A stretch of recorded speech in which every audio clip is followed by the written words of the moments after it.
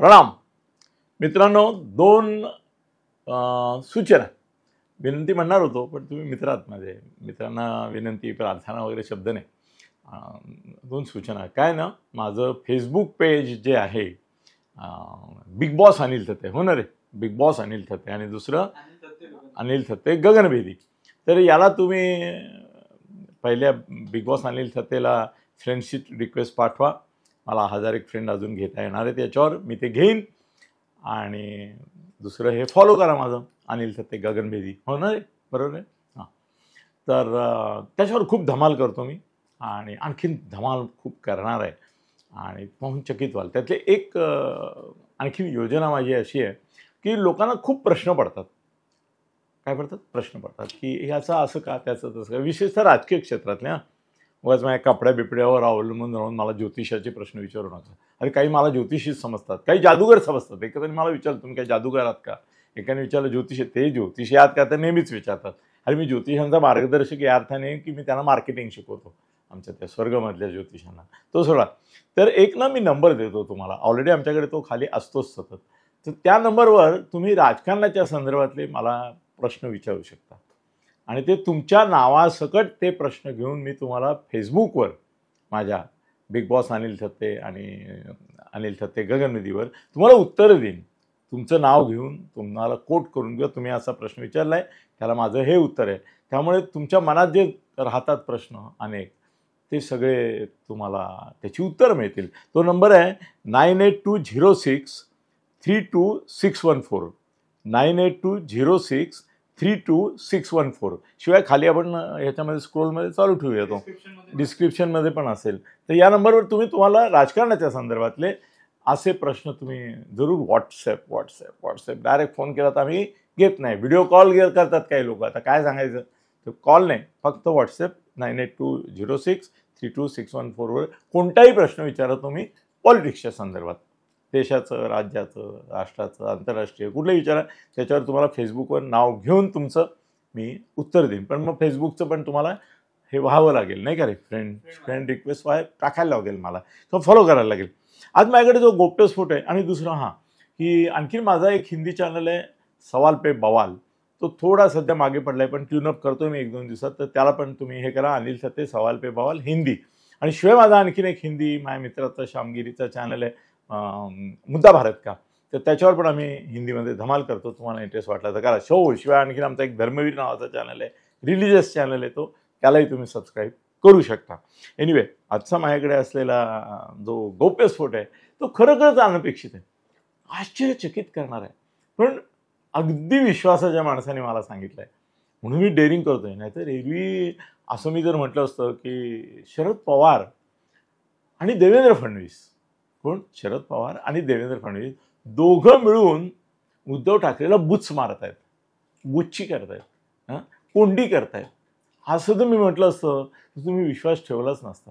पण एक तर मी बोलतोय म्हणजे मी कुठून तरी ती माहिती विश्वसनीय स्त्रोताकडून काढलेली असणार, सूत्राकडून मिळवलेली असणार, आणि मी बोलतोय तर ती आज ना उद्या रिफ्लेक्ट झालेली दिसणार. माझं म्हणणं काय असतं, सत्य झाकता येत नाही फार का. म्हातारीने कोंबडं झाकलं म्हणून सूर्य उगवायचा थांबत नाही. तसं मी जेव्हा सत्य सांगतो तर आज ना उद्या ते तुमच्या परत्याला येतं. आज काय घोळ झाला माहिती आहे की खरोखरच देवेंद्र फडणवीस आणि शरद पवार, एक तर लक्षात ठेवा, शरद पवार काय किंवा देवेंद्र फडणवीस काय, हे व्यवहारी राजकारणी आहेत.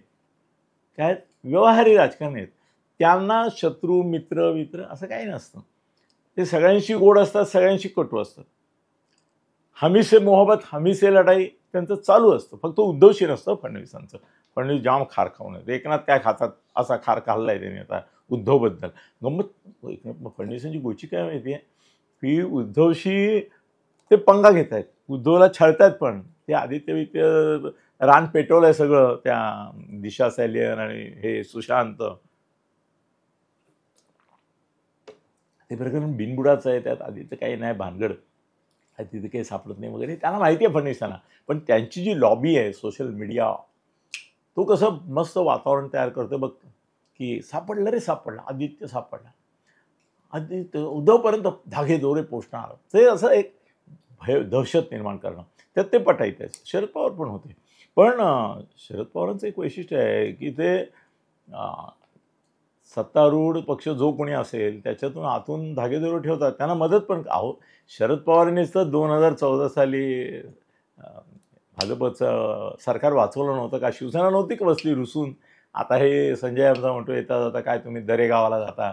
अरे तुम्ही तर अख्खी शिवसेना उद्धवसकट रुसून बसली होती. तुमची वाट लावली शरद पवारांनी, बिनशर्त पाठिंबा दिला भाजपला सरकार बनवायला, म्हणून सरकार बनलं आणि मग शिवसेना लाचार होऊन गेली त्यांच्या दारी आणि विदाउट कंडिशन. हे मारलं कोणी? शिवसेनेचा फुल्यावर राज कोणी मारली? शरद पवारांनी मारली की 2014ला. पण शिकलेत कुठे शहाणपणा? असं शिकत नाहीत ते. त्यांचे काय असतात ते चालतात. आत्ता परत एक लाद बसली. अगदी उद्धवजींची जाम कोंडी गोची केली आणि त्याला पुरावा आहे बरं का. मी जे बोलतोय ना ते असं हवेत नाही बोलत आहे, पुरावा आहे. तुम्ही बघितलं का की विरोधी पक्षनेता, काय विरोधी पक्षनेता, मी सांगत होतो तुम्हाला, माझे व्हिडिओ आहेत. आता कसं आहे, हा सूर्य हा जयद्रथ, मी बोललो होतो का नाही? हो, नाही, हां, कदाचित असं होण्याची सोय नाही ना. मागचे सगळे व्हिडिओ माझे यूट्यूबवर हिस्ट्रीमध्ये अवेलेबल आहेत.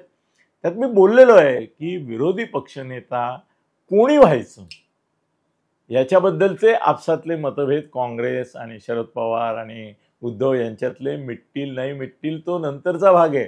मुळात विरोधी पक्षनेता कोण असावा याबाबत देवेंद्र फडणवीस ठरवणार आहेत. आणि ते जर माणूस विरोधी पक्षनेता असेल तरच तो विरोधी पक्षनेता होणार आहे. नाही तर नार्वेकर, आपले जे राहुल नार्वेकर अध्यक्ष आहेत विधानसभेचे, ते थड लावणार त्याला. हे बोललो होतो मी. तसं झालं, पण मला त्याच्यामागे हे कळलं नाही.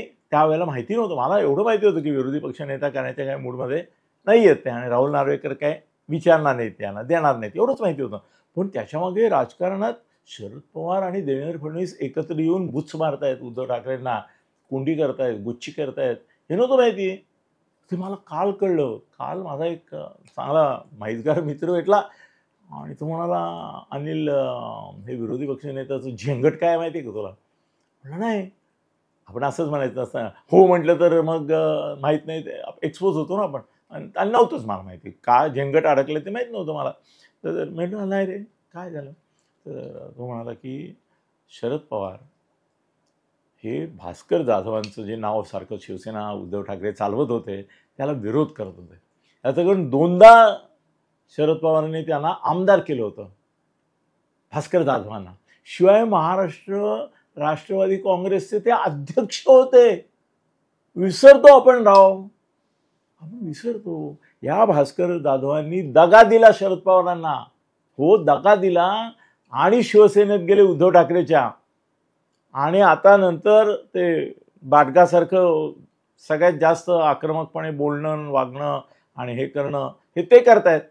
तर उद्धवला काय वाटलं की आक्रमक असा देवेंद्र फडणवीसांना पुरून उरेल, चवताळलेला. त्याला कसं उद्धवची आवड निवड कशी असते आपण बघतो ना, संजय राऊत, सुषमा अंधारे, असे कॅटेगरीतले लोक आवडतात त्यांना, की जे चाव म्हटलं की चावतात, भूक म्हटलं की भुकतात, असे लोक आवडतात त्याला.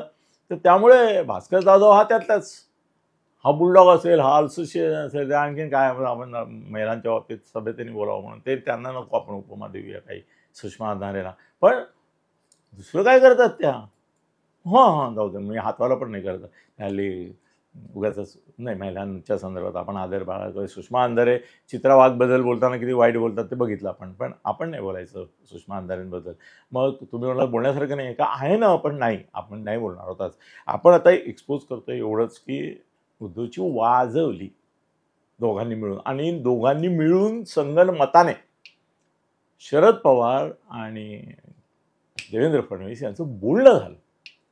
त्याच्यामध्ये शरद पवारांनी सांगितलं की आत्ता तरी आम्हाला शिवसेनेला विरोधी पक्षनेतेपद द्यावं लागणार आहे. याचं कारण शिवसेनेच्या उभाटाचे 20 आहेत, काँग्रेसचे 16 आहेत आणि आमचे 10च आहेत. तर त्यामुळे इतर 5 आहेत. तर त्यामुळे ते म्हणाले आता उभाटाचा हक्क आहे, पण उभाठामध्ये आम्हाला भास्कर जाधवांना द्यायचं नाही. त्याने आम्हाला दगा दिलेला आहे, विश्वासघात केलेला आहे आणि त्यामुळे आम्हाला त्यांना विरोधी पक्षनेता बनवून परत एकदा त्यांच्या नेतृत्वाला काही महत्त्व. कसं आहे ना, हा अंबादास दानवे आहे ना, ते एकदम चिंगूमिंगू आहे हो. काय असं काही नाही, म्हणजे असून काय नाही आणि नसून काही नाही, असला माणूस आहे ना, जमेत ना खर्चात. कोण? अंबादास दानवे. त्यामुळे तो चिरचिर थोडंसं डास जसं गुणगुण करतो तसा डासासारखा तो गुणगुण करतो. पण भास्कर जाधव तसा नाही आहे. भास्कर जाधव चावू शकतो, भुंकू शकतो. त्यामुळे भास्कर जाधवला आणि महत्त्व येतं का म्हणे, याच्यावर शरद पवार फोन होते. आणि याच्यात विशेष म्हणजे फडणवीसांनी नाही त्यांना फोन केला.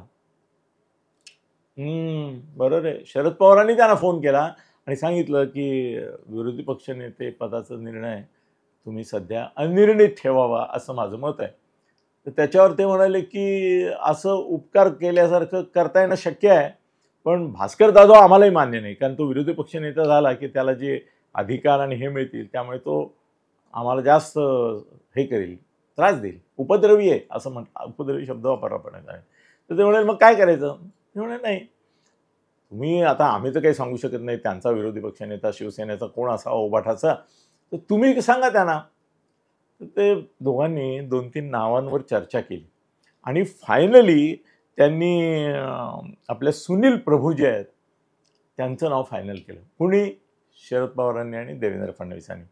आणि देवेंद्र फडणवीस म्हणाले सुनील प्रभू सभ्य सुसंस्कृत असा संयमी शांत तृप्त माणूस आहे, तो असा दंगा कर धिंगाणा घाल असलं काही करणार नाही, आवा तवा बोल वगैरे असं नाही. तर सुनील प्रभू जर होत असेल विरोधी पक्षनेता तर याच अधिवेशनात आपण करून टाकू पाहिजे. तर शरद पवार म्हणाले ठीक आहे, मी उद्धवशी बोलतो. त्याप्रमाणे शरद पवार आधी नेहमीप्रमाणे ते काय ना, आधी नदनीच्या ढुंगणाला हात लावून त्याची शेपटी डोक्यावरून फिरून शिंगातून महादेव बघावं लागतं.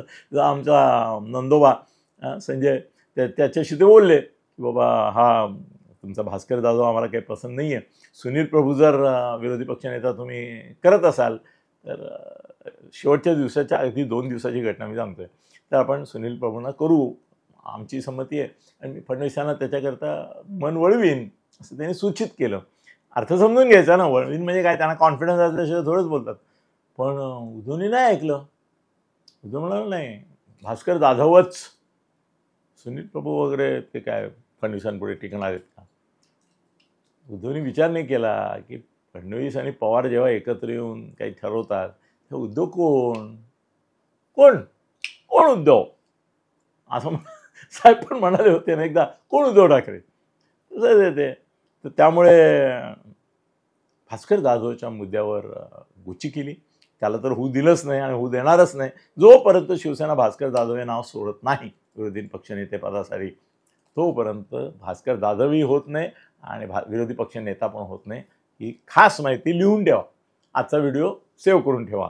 ज्या दिवशी सुनील प्रभूच्या नावाला उद्धव ठाकरे संमती देतील त्या दिवशी विरोधी पक्षनेता अधिवेशन चालू नसलं तरी सुद्धा जाहीर करतील राहुल नार्वेकर, अशी माझी खात्रीची विश्वसनीय सूत्राकडून मिळालेली माहिती आहे. थोडक्यात वेळ आली तर शरद पवार देवेंद्र फडणवीस एक होऊन उद्धवची गोची करू शकतात हे त्यांनी दाखवून दिलं. चांगलं आहे, चांगलं आहे, गुड. देवेंद्र फडणवीसांचं कौतुकच केलं पाहिजे की शरद पवारांच्या माध्यमातून सुद्धा ते काहीतरी करू शकतात. आपल्या स्वतःच्या सत्तेच्या माध्यमातून तर करतात. त्यामुळे सगळे हिशेब चुकता करणारा माणूस आहे देवेंद्रजी. अभिनंदनच, दुसरं काय म्हणणार तुम्हाला. तुम्ही विरोधी पक्षनेता भास्कर जाधवांना केलं असतं तर काय केलं असतं हे तुम्हालाही माहिती, महाराष्ट्रालाही माहिती. आणि शरद पवारांचं त्यांच्यावर एवढं खून हे दीर्घद्वेषी आहेत बरं का. कोण? देवेंद्र फडणवीस, शरद पवार, त्यानंतर विलासराव देशमुख पण असेच होते. जाम नंतर काटा काढायचे ते एकेकाचा. तर तसंच देवेंद्र फडणवीस आणि पवार हे 2 दीर्घद्वेषी आणि खुन्नस ठेवणारी माणसं एक आलेली आहेत. त्यामुळे यांचं स्वप्न जे होतं भास्कर जाधव ते भंगलेलं आहे. ज्या दिवशी सुनील प्रभूचं नाव मान्य करतील उद्धव ठाकरे, नाईलाजाने करतील एका वेळे, त्या दिवशी सुनील प्रभू विरोधी पक्षनेते होतील. आजचा व्हिडिओ सेव्ह करा. धन्यवाद.